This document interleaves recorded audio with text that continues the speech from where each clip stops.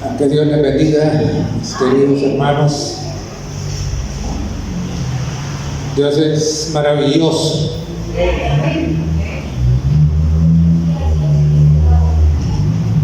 Cuando miramos lo que pasa en el resto del mundo y comparamos cómo estamos nosotros, podemos decir gracias al Señor, ¿verdad? Que no estamos en esas condiciones tan increíblemente difíciles, en crisis espantosas, ¿verdad? Incluso aquí dentro de nuestro mismo país, ¿verdad?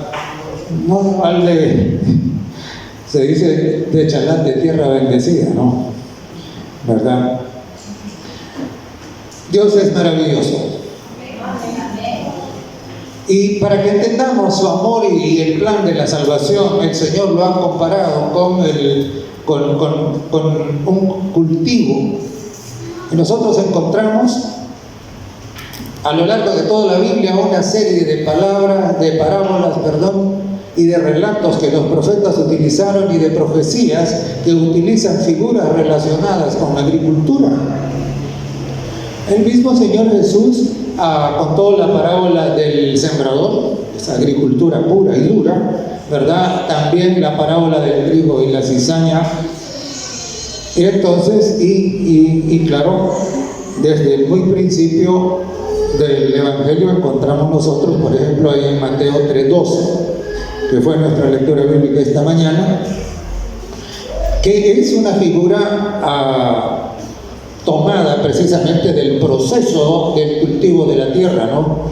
Dice en Mateo el capítulo 13 y el verso 12: su aventador está en su mano y limpiará su era y recogerá su trigo en el granero y quemará la paja en fuego que nunca se apagará. Y hermanos, es interesante porque cada vez que el tiempo pasa y tenemos versos como este, nos vemos obligados a ir explicando palabra por palabra. Porque vivimos en una sociedad que se ha alejado tanto del campo que hay un montón de personas que ya no saben de qué se trata el asunto. Esta semana estaba platicando ahí con un grupo de muchachos, jovencitos, y les digo yo, hay que poner ahí un poco de hojarasca. Y ellos no sabían que era hojarasca. Es increíble, ¿no? Entonces, claro, ya hay que ir explicando cada cosa, ¿no? Y entonces dice, ahora voy a explicar qué es el aventador. ¿Cuántos saben qué es el aventador? ¿Ya? Hermano Ricardo, hermana Alba, ¿todos los demás? El aventador está en su mano. ¿Qué era lo que pasaba, hermano? Lo que pasaba era que en la parcela, eso es lo que llama ahí la era, en la parcela, en el trabajadero, a donde cultivaban el trigo, ya cuando el trigo estaba maduro, lo cortaban, se secaba, eso se secaba, y luego se aporreaba, ¿verdad? Le pasaban bestias encima, o si no, le pasaban una carreta encima para que el peso, ¿verdad?, destrabara el trigo de las espigas. Y luego, cuando ya tenían ese montón, entonces lo agarraban con el aventador. El aventador era una cosa parecida, así como un tenedor, ¿verdad? Y entonces agarraban el aventador y aventaban eso al viento, ¿no? Entonces, claro, el trigo, como pesa más, cae, ¿verdad? Y entonces, y la paja, entonces era arrastrada por el viento.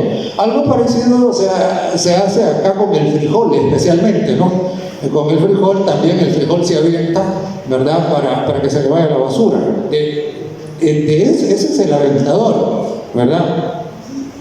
Y entonces dice, el aventador está en su mano y limpiará su era. Quiere decir que el montón de trigo que tiene ahí ya cosechado lo va a aventar. ¿Para qué? Para separar el trigo, dice, de la paja. Para separar el trigo de la paja. Y entonces uno se pregunta, ¿y qué es la paja? ¿Y qué es el trigo? Pero paremos por ahí un momentito y ahora vamos allá al libro de Amós, al capítulo 9 y el verso 9. Dice Amós 9:9, dice: porque he aquí yo mandaré y haré que la casa de Israel sea zarandeada, zarandeada entre todas las naciones, como se zarandea el grano en una criba, y no cae un granito en la tierra. Muy bien. Entonces aquí tenemos, allá en Mateo habló del aventador, y aquí tenemos la criba. Entonces la pregunta es, ¿qué es una criba? Una criba es una zaranda, y es interesante porque el frijol se avienta para separar el grano de la basura, del rastrojo, pero el maíz, ese se zarandea, ¿verdad? Ese se zarandea. Entonces esa es la figura que está usando aquí en Amós, ¿verdad? De nuevo, el propósito del zarandeo y del aventado es separar el grano, que quede el grano limpio, ¿verdad? Separarlo de la paja, separarlo de la basura. Y entonces, claro, ¿cuándo se corta el arroz? ¿Cuándo se corta el trigo? ¿Cuándo se tapizca el maíz? ¿Cuando está verde? ¿Ah? Cuando está maduro, ¿verdad? Cuando está maduro, no antes. Y sucede de que en Apocalipsis, el capítulo 14 y el verso 15, el Señor dice: he aquí vi, dice, en una nube a uno sentado que tenía una voz aguda en su mano, y se le dijo, verso 15, mete tu hoz y ciega, porque la hora de cegar ha llegado, pues la mies de la tierra está madura. No. Entonces otra vez, ¿verdad? ¿Qué es una hoz? ¿Qué es una hoz? Una hoz es una herramienta así, que es como un machete, ¿sí? Y que sirve para cortar. Y entonces dice aquí que es una hoz aguda. Aguda quiere decir que está bien afilada, ¿verdad? Y claro, cuando uno cosecha arroz con una cuma bien afiladita, da gusto, ¿verdad? Da gusto, abunda, ¿verdad? Así está la hoz que dice aquí. Y entonces dice de que claro, mete tu hoz a ciega, porque la hora de cegar ha llegado, pues la mies de la tierra está madura, ¿verdad? La mies de la tierra está madura. Y hermanos, ahora, el trigo. En la parábola del trigo y la cizaña dijo que el trigo era ¿qué? Sí, el parte del pueblo de Dios, no todo el pueblo de Dios. Porque en el pueblo de Dios dice que vino el enemigo y sembró ¿qué? Sembró cizaña. Entonces el trigo es parte del pueblo de Dios. Y desafortunadamente la cizaña también, ¿verdad? Desafortunadamente la cizaña también. Pero en Apocalipsis 14:15 dice que el grano, la mies, está madura. ¿Y cómo sabe uno cuando la mies ya está madura? Vamos a ver. Que ya el maíz ya se puede guardar sin que se arruine. ¿Ah? Cambia de color y ¿sabe qué? Pierde humedad. Si usted guarda el maíz húmedo, se arruina, no sirve. El maíz tiene que bajar hasta más o menos un 12% de humedad. Ya ahí ya se puede guardar, ¿verdad? Ya está maduro, ya está seco, ya está listo para poner en el granero. Eso es lo que dice aquí, ¿verdad? Dice en Mateo 3:12, dice, y recogerá su trigo en el granero, ¿verdad? Recogerá su trigo en el granero. La mies está madura, dice en Apocalipsis 14:15. Ahora, pero el trigo representa a aquellos del pueblo de Dios que están haciendo la voluntad de Dios, ¿verdad? Es el trigo. Y la cizaña o la paja, como dice en Mateo 3, eso representa a otros. Y entonces, ahora claro, ¿pero qué significa que está madura? ¿Qué significa que está madura? Apocalipsis, el capítulo 14 y el verso 5. Apocalipsis 14, 5. Dice: y en sus bocas no fue hallada mentira, pues son sin mancha delante del trono de Dios.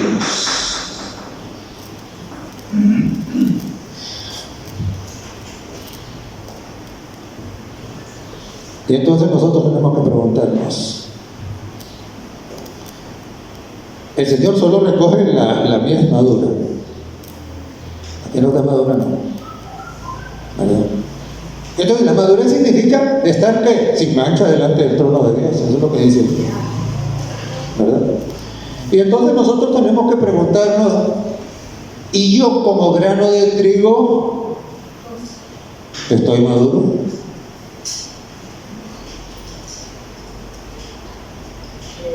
¿Ya? ¿Estoy maduro? Y es interesante, hermanos, ¿por qué? Porque allá en las bienaventuranzas, en Mateo 5, el Señor dijo: bienaventurados los de limpio corazón. El maduro tiene corazón limpio, es sin mancha delante del trono de Dios. Y en Hebreos, el capítulo 12, al final, amén, llegados ahí, dice: sed pues vosotros santos, Mateo 5:48, pero en hebreo dice: sin santidad nadie verá al Señor. Es decir, Dios no va a guardar en su granero granos que no estén maduros. ¿Estamos entendidos? ¿Sí? Ahora, no voy a preguntar si estamos maduros,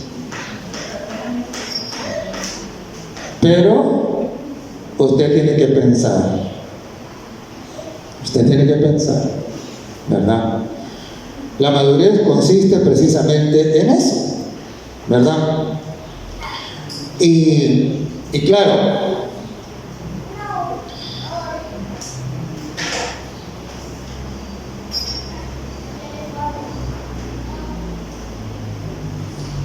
hay una pregunta que muchos se hacen como si no tuviera respuesta, pero sí tiene respuesta. La pregunta ¿es posible para que usted llegue a tener esa madurez que Dios espera? ¿Sí o no? Estamos hablando aquí de corazón limpio, estamos hablando aquí de santidad, estamos hablando aquí de estar sin mancha delante de Dios. De eso estamos hablando. De eso está hablando la palabra, ¿no? De eso está hablando. La pregunta ¿es posible? ¿Ah? Miren, fíjense que hay bastante gente que dice no, eso no es posible, ¿verdad? Dice eso no es posible. Incluso hay algunos que agarran la Biblia y se van ahí al capítulo 7 de Romanos y entonces dicen: miren, aquí dice que no es posible. Y citan aquel texto que dice: es que lo que yo no quiero, eso hago. ¿Ah? Entonces dicen: no se puede. Y como no se puede, sigamos siendo mundanos. Hermanos, Mire, el que cita Romanos 7 para justificar su mundanalidad, él está confesando que es carnal. Porque Romanos 7 y 8 dicen claramente que para el carnal eso es imposible. ¿Para quién es imposible? Para el carnal. Para el carnal es imposible, ¿verdad? El que no anda conforme al Espíritu, sino que anda conforme a la carne. Parece imposible. El Señor así dijo. Dijo que los carnales, aunque quieran, no pueden, dice. Mientras siga siendo carnal, ¿verdad? Y oiga usted lo que dice el Judas, el capítulo 1 y el verso 24. Dice, y aquel que es poderoso para guardarnos sin caída y presentarnos, dice, sin mancha delante de su gloria con gran alegría. ¿Ah? Hermanos, para el que ya no es carnal, para el que es espiritual, ese depende no de su poder, depende del poder de Dios. Y ahí dice, ahí Dios está diciendo que Él es poderoso para guardar sin caída, para guardar sin mancha a todos aquellos que confían y dependen de Él. Y dice que el Señor se alegra cuando eso pasa. ¿Es posible? La Biblia dice que sí. La Biblia dice que sí. ¿Por qué? Porque Dios es poderoso para guardarnos sin caída. Si nosotros dependemos del poder de Dios, es posible, sí se puede. Si nosotros dependemos de nuestro poder, no se puede. Es interesante porque en cierta oportunidad estaban los discípulos y vino alguien y le hizo ciertas preguntas a Jesús y era rico, y entonces el Señor dijo, y claro, él confiaba más en su dinero que en Dios, y entonces dio la vuelta y se fue. Y entonces el Señor Jesús dijo, qué triste, dijo, que los ricos, mientras mantengan esa actitud, no entrarán en el reino de los cielos. Y en aquel día se pensaba que los ricos esos tenían ganada la entrada al cielo, porque se pensaba que la riqueza era bendición de Dios, que Dios los respaldaba. Y entonces los discípulos le dicen, Señor, le dicen, y si los ricos no se van a salvar y los que no tenemos nada.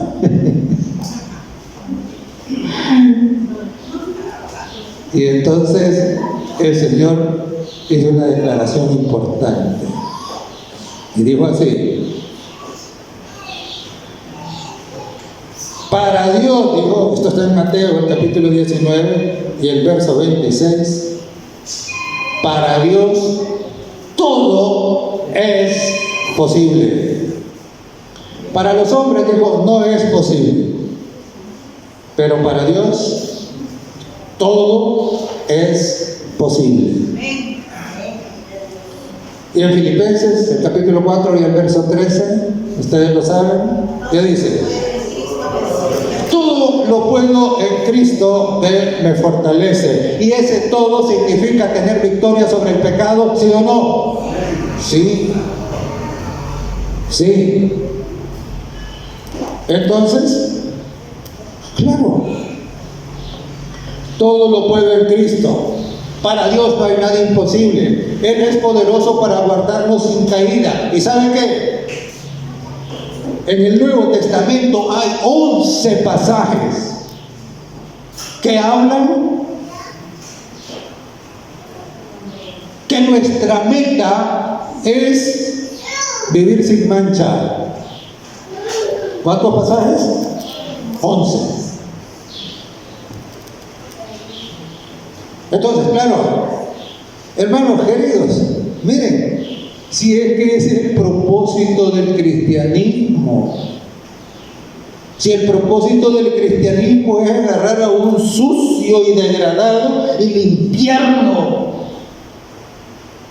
sacarle de la mente y del corazón toda la suciedad, el vicio, el pecado, y a cambio de eso, ¿qué? Ponerle ahí el Espíritu Santo para que ahora viva para agradar a Dios, viva para darle gloria al Señor, viva para ayudarle al prójimo. Hermanos, eso es el cristianismo. Ahora, un cristianismo que no pone eso como la razón de la existencia de la iglesia, ese cristianismo es cualquier cosa, no es verdadero.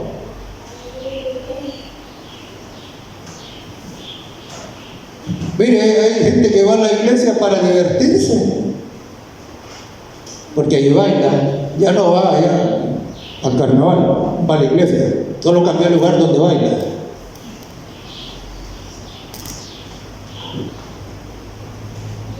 ¿Para eso existe la iglesia? ¿Ah? No existe para eso, ¿verdad? Y a mí siempre me gusta contar la anécdota esa de ese predicador que tenía una gran campaña, dice, de sanidad divina, y entonces había un montón de gente ahí. Y él dice que antes de comenzar a predicar fue a donde cada uno le preguntó, ¿y usted va a aceptar a Jesús como su Señor esta noche? Y dice que la mayoría le dijeron, no, si nosotros no hemos venido para eso, nosotros hemos venido aquí para ser sanados. Es terrible, ¿verdad? Es terrible, porque al final, dígame usted, yo tengo lo que sea, cualquier enfermedad, y el Señor me sana, pero yo voy a parar al lago de fuego. ¿Y en qué sirve? Dígame. Pero pongamos el otro lado. Supongamos que como Pablo tenía una enfermedad en los ojos. Y Pablo le oró al Señor, y el Señor le dijo, Pablo, no te voy a curar, le dijo, bástate mi gracia. Y Pablo ya se quedó tranquilo, ya no siguió orando por eso. ¿Y a dónde va a estar Pablo? Va a estar en el cielo. Eso es lo que importa. Ahora, si yo me enfermo y me muero hoy, pero estoy en el Señor, estoy sin mancha, cuando Cristo venga, puedo salir por encontrarme con Él, gloria al Señor. Hermanos, de eso se trata. De eso se trata. ¿Se trata de qué? De que usted vaya al cielo. Se trata de que usted tenga la oportunidad de ¿qué? De tener una herencia en la tierra nueva. De que usted conozca lo maravilloso que Dios creó para los seres humanos. Algo que no podemos imaginar ahora. Un lugar donde ya no hay muerte, ya no hay dolor, ya no hay sufrimiento, ya no hay cárceles, ya no hay hospitales, ya no hay soldados médicos ni policías, porque ahí no hay ladrones, porque ahí todos los que están ahí son sin mancha y se aman unos a otros. Hermanos, es el plan de Dios.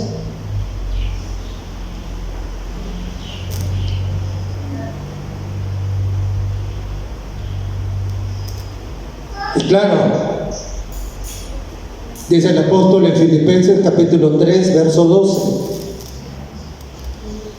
Dice, prosigo a la meta, al premio del supremo llamamiento de Dios en Cristo Jesús. Hermano, ¿cuál es la meta? ¿Cuál es la meta? ¿Ah?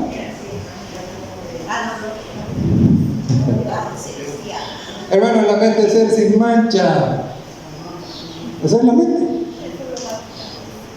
Lo demás es la recompensa. La meta es ser sin mancha. Y Pablo dice, prosigo a la meta. Y dice a la meta del supremo llamamiento. Es decir, ¿y qué quiere decir supremo? Supremo quiere decir lo máximo, el más importante de todos. Nosotros hemos sido llamados, ¿para qué? Para ser sin mancha. De esa manera, como dice allá en Mateo 5, teniendo nuestro corazón limpio podemos mirar a Dios cara a cara. ¿Qué privilegio más grande que se puede haber? Dígame. Ninguno. Ese es el supremo llamamiento. ¿Ah? Y dice Pablo, no me importa el pasado, dice Pablo, pero yo prosigo al blanco, a la meta del supremo llamamiento de Dios en Cristo Jesús. Entonces, hermanas, ¿es posible? ¿Sí o no? Mire, los que quieren seguir en el mundo, los que quieren seguir en el pecado, son los que hasta se paran en los púlpitos y dicen, ay, es que vamos a seguir pecando hasta que Cristo venga. Bueno, sí, seguro va a seguir pecando hasta que Cristo venga, pero que va a ir al cielo no va a ir, ¿verdad? Usted tiene que tener eso bien clarito, ¿verdad? Porque la meta del supremo llamamiento es ser sin mancha delante del trono de Dios. Esos son los que van a pasar victoriosos por la crisis final. Esos son los que van a ser sellados con el sello de Dios. Los que van a tener victoria en la gran tribulación.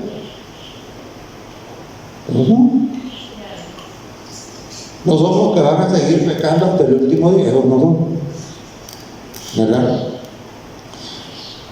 Y hermanos,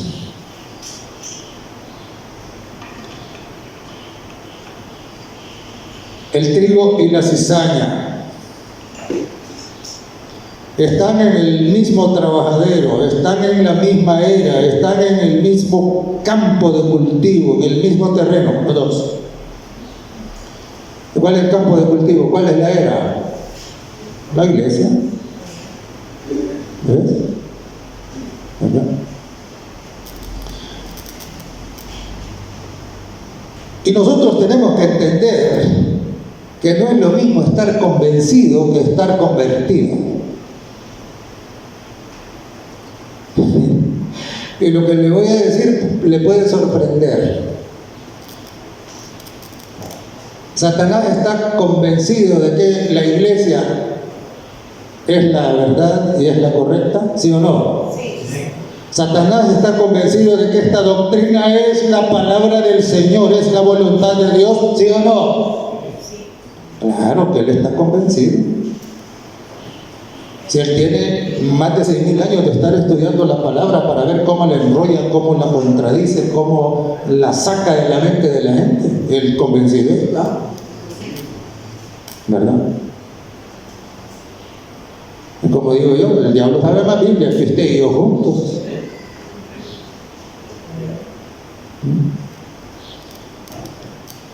Su problema es que él nunca se convirtió. Y entonces en la iglesia pasa lo mismo. Hay bastantes personas que estudian su Biblia, reciben los estudios bíblicos, ¿verdad? O ellos solos. Hay un montón de gente que es increíble, ¿no? No necesitan que alguien vaya y que les dé, sino que ellos, el Espíritu Santo les mostró la verdad y ellos ya así, yo ya sé que es la verdad. ¡Pum! Y están convencidos. Y como están convencidos, entonces vienen y se bautizan. Está bien, es correcto. Y entonces, ¿cuál es el problema? El problema está aquí. El problema es que alguien puede estar convencido, igual que el diablo, pero no convertido. ¿Y la conversión qué es? La conversión comienza cuando usted y yo nos humillamos y le decimos: Señor, aquí estoy, yo no puedo, yo quiero dejar atrás completamente mi vida del pecado, apartarme del mundo, dame tu espíritu. ¿Y sabe qué? El Señor está contento de que usted le diga eso. Porque Él tiene el poder ahí disponible para dárselo, para que usted tenga victoria en su lucha contra el pecado. Va a tener victoria. Por eso el apóstol decía: no me avergüenzo del Evangelio, porque es ¿qué? Porque es poder de Dios para salvación. Al judío primeramente y también al griego.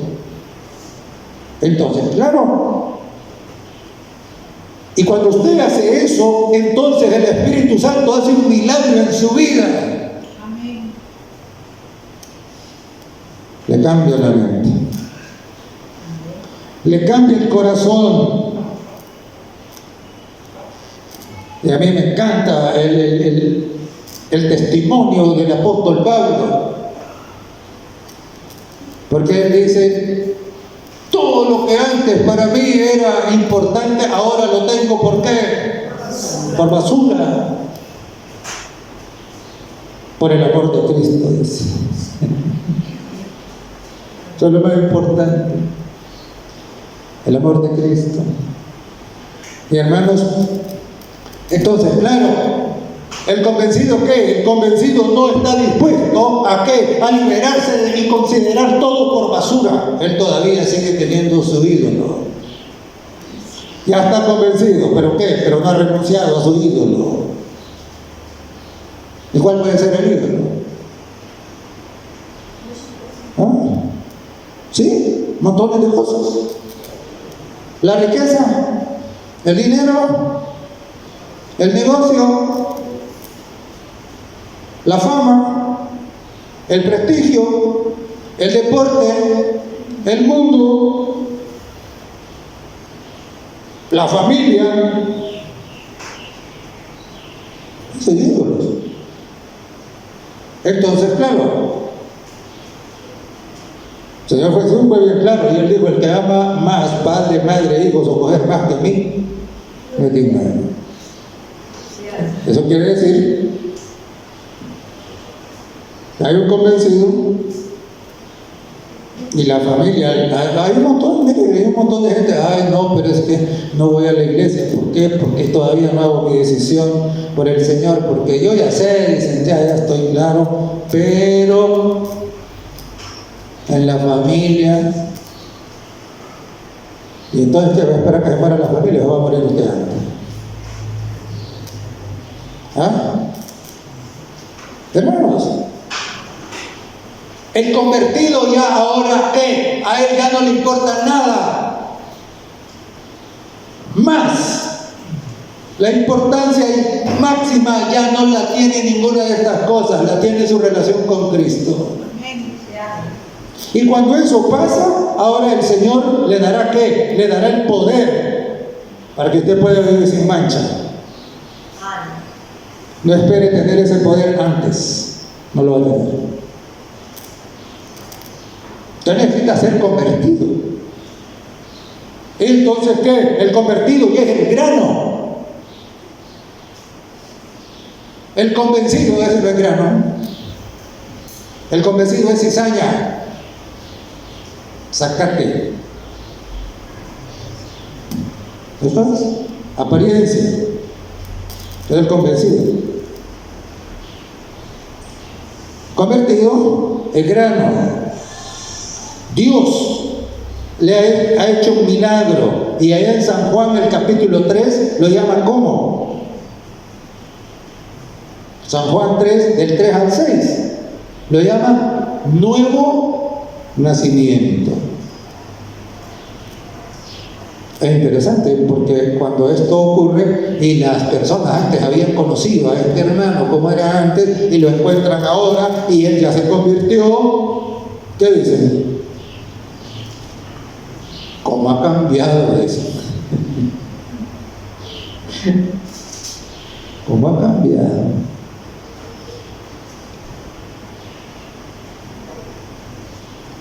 Ese es el convertido, ese es el grano. Y claro, el Señor nos habló de que en la iglesia iba a ¿qué? Iba a aventar, iba a zarandear para separar el ¿qué? Para separar el trigo de la cizaña, para separar los convertidos de los convencidos.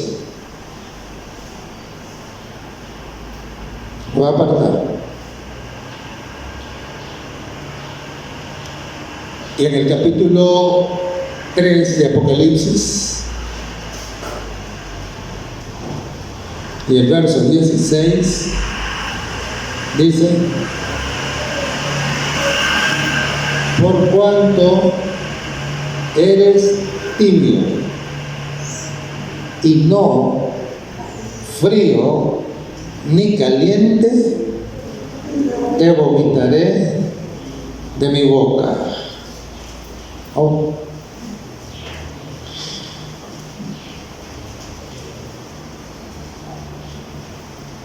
¿Y qué es lo que le ha dicho el Señor? Eso se dice a la iglesia de la Odisea, la de este tiempo. Dice: no puedes estar aquí, ¿qué? Entre las tinieblas y la luz. Tienes que estar en la luz. ¿Tú no estás en la luz? Con todo el dolor de mi alma, dice el Señor, te voy a tener que vomitar. Te vomitaré de mi boca, dice.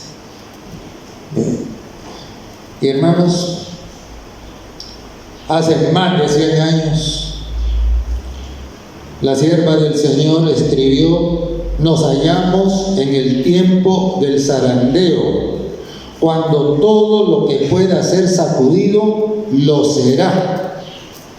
El Señor dice: no excusará a los que conocen la verdad si no obedecen sus mandamientos en palabra y obra.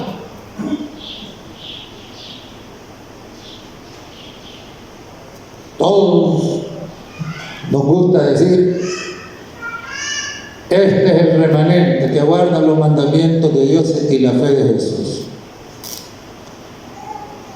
Y es correcto, este es el remanente. La pregunta es si nosotros vamos a ser del remanente del remanente. Porque con el zarandeo, con el aventador, no todo va a quedar ahí adentro.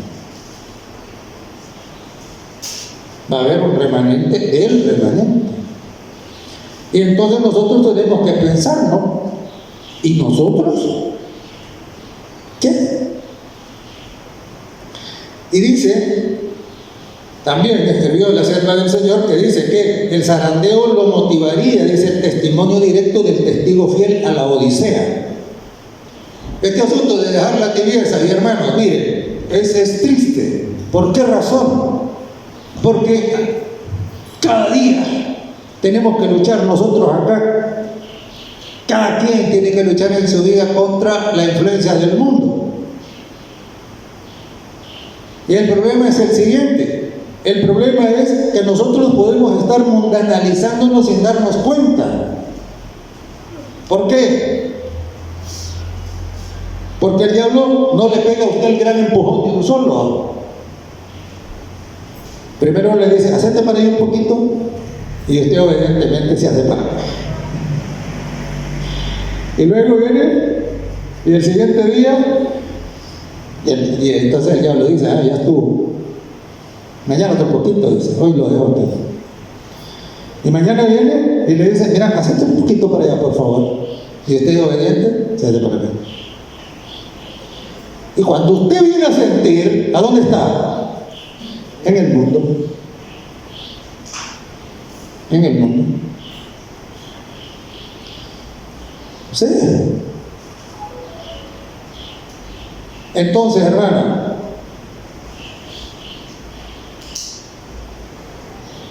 no se sorprenda.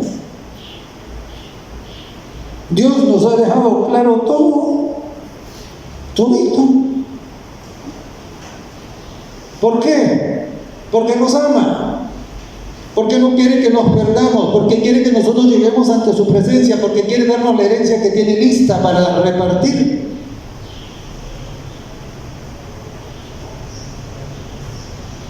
Ya en el libro de Joel, en el capítulo 13 y el verso 13, había dicho: echad la hoz, porque la mies está ya madura. Y luego dice: venid, descended, porque el lagar está lleno, rebosan las cubas, porque mucha es la maldad de ellos. Hermano, el problema con el convencido es que llega a perder la sensibilidad de lo que el pecado es. Llega a ver el pecado con naturalidad. Ya no le parece pecado. Ya no entiende que el pecado es mortal. ¿No que? Y claro,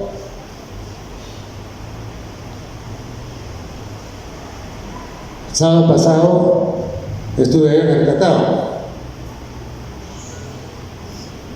Y entonces hay una hermanita, una que se bautizó, ¿recuerdan? Hermana Flori, se bautizó aquí. Y me llamó la atención porque ella está recién llegadita a la iglesia. Y entonces ella dice, yo dice, a la hora de, los hermanos tienen la costumbre que antes de comenzar el culto, dan un espacio para que si alguien quiere agradecer al Señor, dar testimonio, entonces es la oportunidad, pedir oración también. Entonces viene ella y dice lo siguiente, y a mí me encantó, que dice: le doy gracias a Dios, dice, porque estoy aquí, porque mi hermana iba a celebrar el cumpleaños hoy y toda la familia se iba a reunir, pero yo sabía que tengo que estar aquí y le dije que no podía ir. Qué lindo. ¿Pero qué? Hay otros que los amigos les dicen: vámonos a pasear, y ya, ahí agarran camino con los amigos y las amigas, en vez de venir a la iglesia. Aunque no sé quién va a celebrar no sé qué, ahí se van. O que va a haber un partido de no sé qué, ahí están y se quedan en la casa viendo la televisión. Hermanos, ¿y qué es eso? ¿Ah? Y algunos como que se fueran a llevar el negocio para el cielo.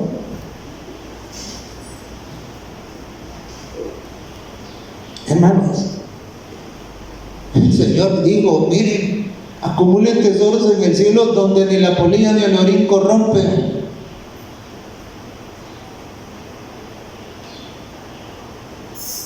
Entonces, claro, hermano, mire,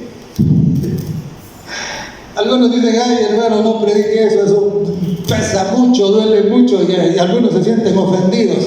Mire, hermano, a mí no me importa que usted se sienta ofendido si usted se arrepiente y se prepara para ir al cielo.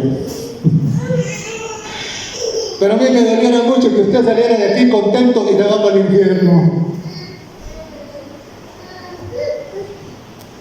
¿Para qué entonces estoy aquí?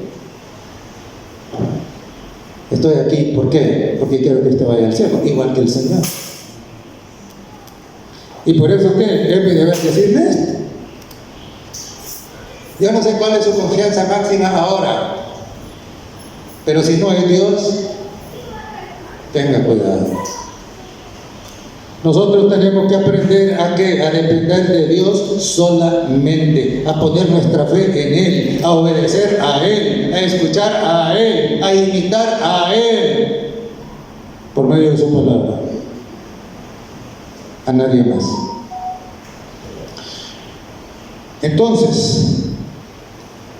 En el tiempo, cuando la sierva de Dios escribió estas cosas sobre el zarandeo, eso hace ya más de 100 años. Y es interesante porque dijo lo siguiente, y esto, hermanos, debe ponernos a pensar. Ella dijo: muchas estrellas que hemos admirado en la iglesia se perderán en las tinieblas. ¿No? Y también dijo lo siguiente, dijo que si no teníamos cuidado, que si nosotros no despertábamos,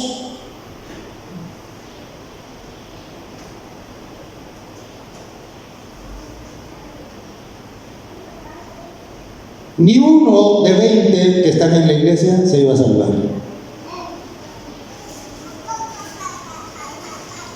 Hermanos, esas son palabras fuertes. Son palabras fuertes. Y yo estaba haciendo cuenta, ¿no? ¿Cuántos están anotados en el libro de registro de esta congregación? Y me pude hacer cuenta, bueno, si de esos tantos, digamos que uno de cada 20, ¿cuántos quedarán?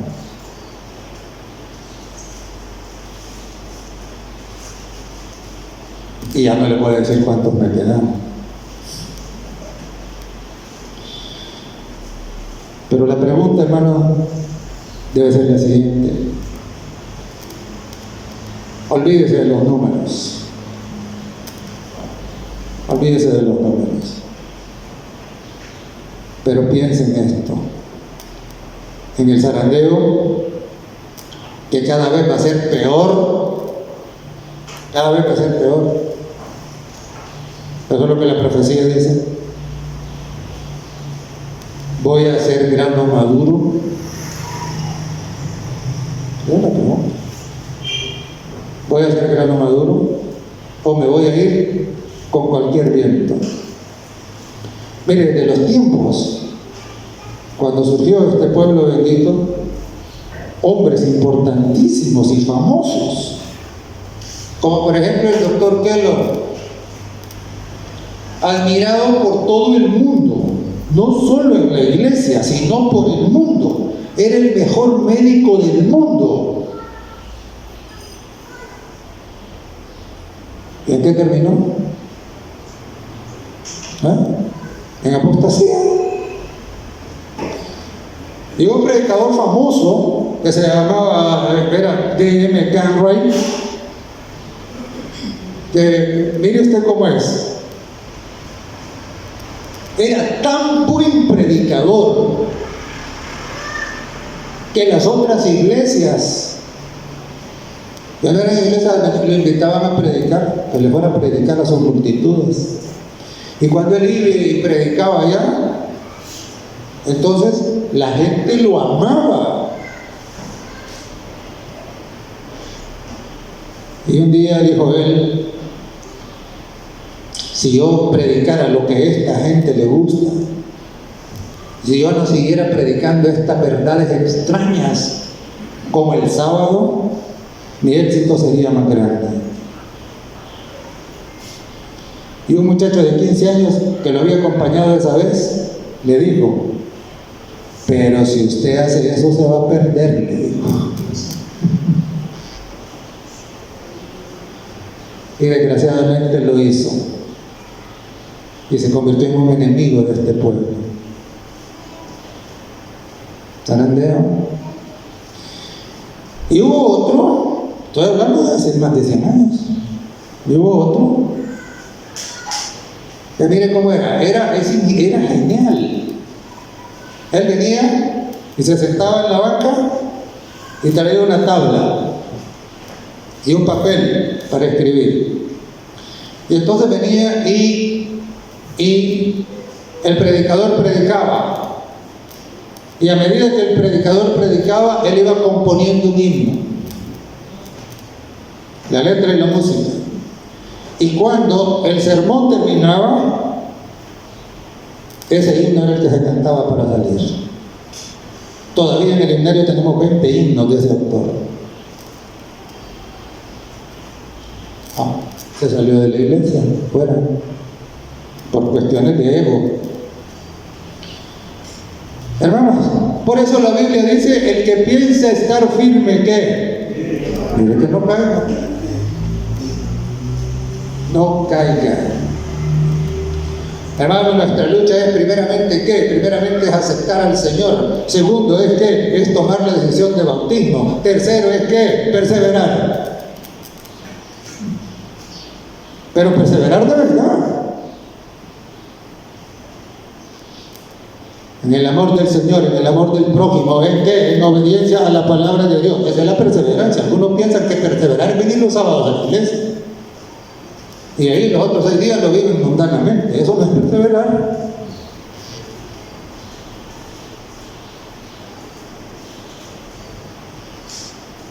Perseverar es ser fiel al Señor todos los días de nuestra vida, todas las horas de nuestra vida, todos los minutos de nuestra vida, todos los segundos de nuestra vida. Eso es perseverar.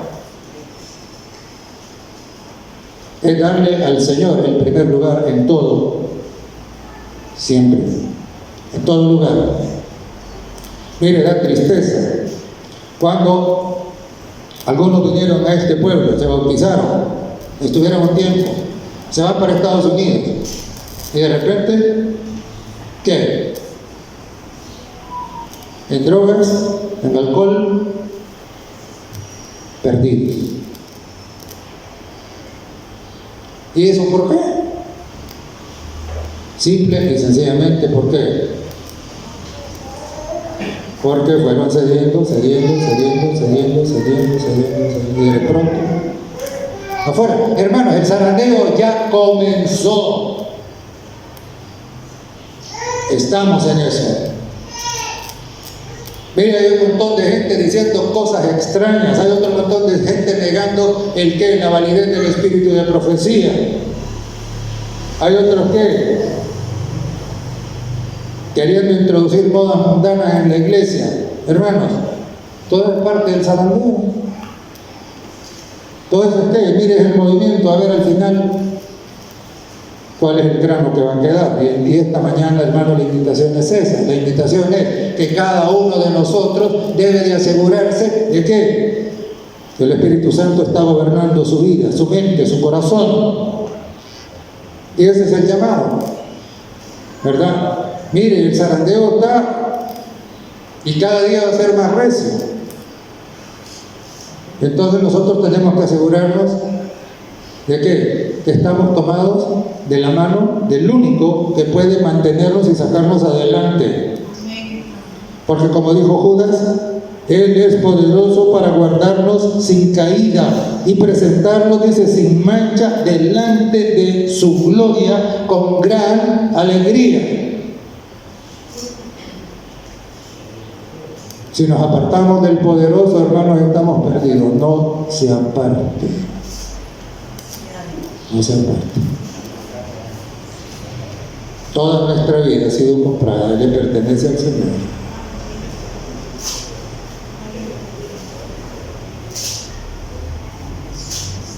Hemos sido llamados ¿a qué? A alcanzar la meta, al premio del supremo llamamiento. Ese es sin mancha. Algunos no lo creen, dicen que es imposible. Otros lo niegan y hasta lo combaten. Al final, el Señor apartará las ovejas de los cabritos. Espero que usted sea una oveja. Que Dios le bendiga.